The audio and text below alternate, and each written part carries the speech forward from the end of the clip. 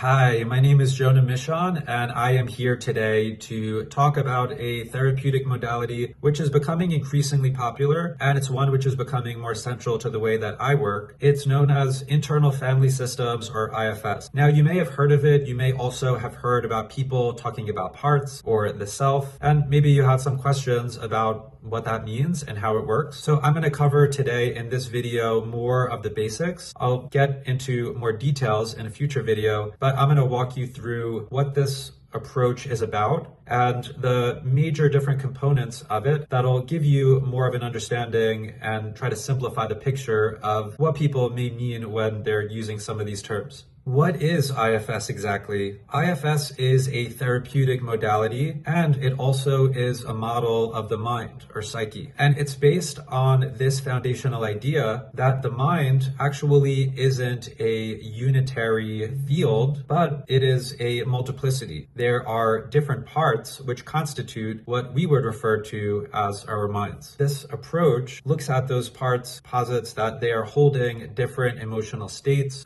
experiences, roles, and that we all have them. It's not a sign of pathology. It doesn't mean that you have multiple personality disorder, but actually psychic health comes through the recognition that we have these different parts of us. None of these parts define us singularly, and that there are no bad parts is a common refrain, probably the most significant foundational theme or saying. So no bad parts means that we recognize that all parts have something to offer, have something that they're doing, and that trying to isolate, shame, to get rid of these parts leads to more struggle, more psychological tension and division, and more pain. And that if we can start to relate to these parts with more compassion, more understanding, more wisdom, and more love, then we are able to bring more healing. We're able to regulate the system. And the way that we connect with them and provide that is through what is known as self. I'll tell you a bit more about that and how it relates to these different parts. What are parts and what is the self? Parts are something that we all have, and we're all really acquainted with them. We may have a part that comes up that is adventurous, that wants to take risks, and we may have another part that says, don't do that, that's dangerous, that's not safe. We may have a part that feels anger, that wants to defend ourselves, and we may have a part that says that it's wrong to get angry, that's shameful, that's bad. We may have a part that pushes us relentlessly to work hard, that says that you're not doing enough. And we may have a part that tunes out, that dissociates, that uses substances or some other activity to push away some of those negative feelings. All of these parts are those subpersonalities that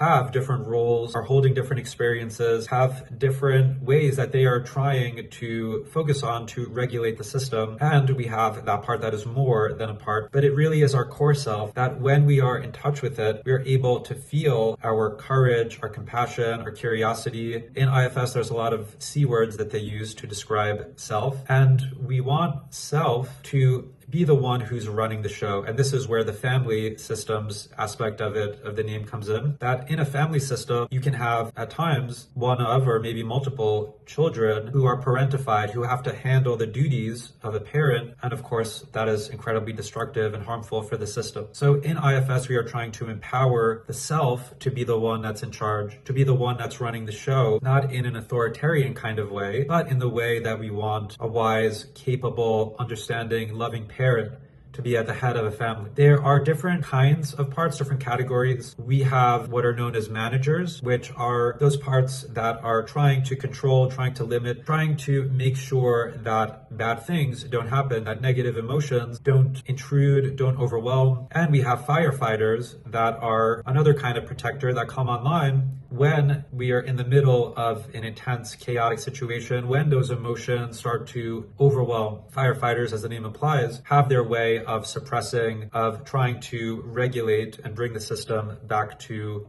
a balance. And oftentimes, managers and firefighters are opposed to each other, and they may be relating to other parts which are known as exiles. These are younger parts which are sent away either for their protection or because they are being seen as and felt as too vulnerable and too weak. So exiles are parts that it can take time before we're able to connect with. And as mentioned earlier, it is the self that can provide more of that regulation to the system of doing that in a healthy, more stable, more balanced way, being able to facilitate the communication and help these parts with some of the burdens and struggles that they may be carrying. A bit of background surrounding IFS. It's an approach that was developed in the 1980s by a psychologist by the name of Dr. Richard Schwartz. And Dr. Schwartz was working in inpatient units. He was working with a population that had more severe mental illness. And he noticed over time that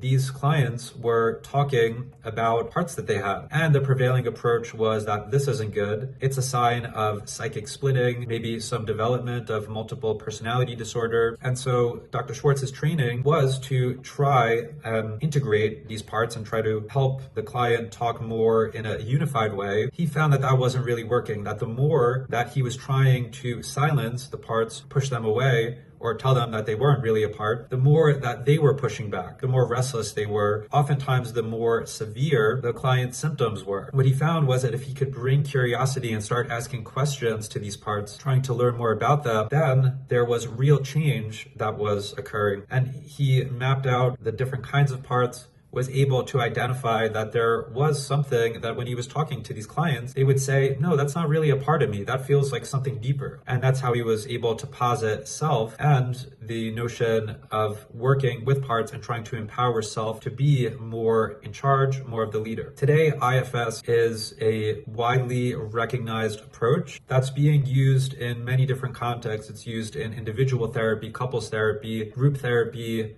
trauma work, addiction, recovery. It's being used by organizations to improve leadership capacity, and it's recognized by leading psychology organizations as a powerful, effective, evidence-based way of working with a number of different conditions. What problems can IFS help with? Because IFS is a non-pathologizing approach, it's really useful for a number, really almost any kind of psychological, mental health, emotional challenge. So it is used for anxiety, chronic worrying, depression, trauma, addiction, recovery work. It's used for relationship conflicts, used in couples therapy. It is used as well for difficulty making decisions. And it's used for people that may not have a technical mental health disorder, but that want to grow and understand themselves more, and for being able to nurture that kind of development and personal growth. It has been described as being able to offer more self-understanding in a way that has been very powerful and is utilized both within a therapeutic context and even in many situations outside of the therapy space as a way of living life with more clarity, curiosity, and compassion. All right, so that's the basic outline of IFS.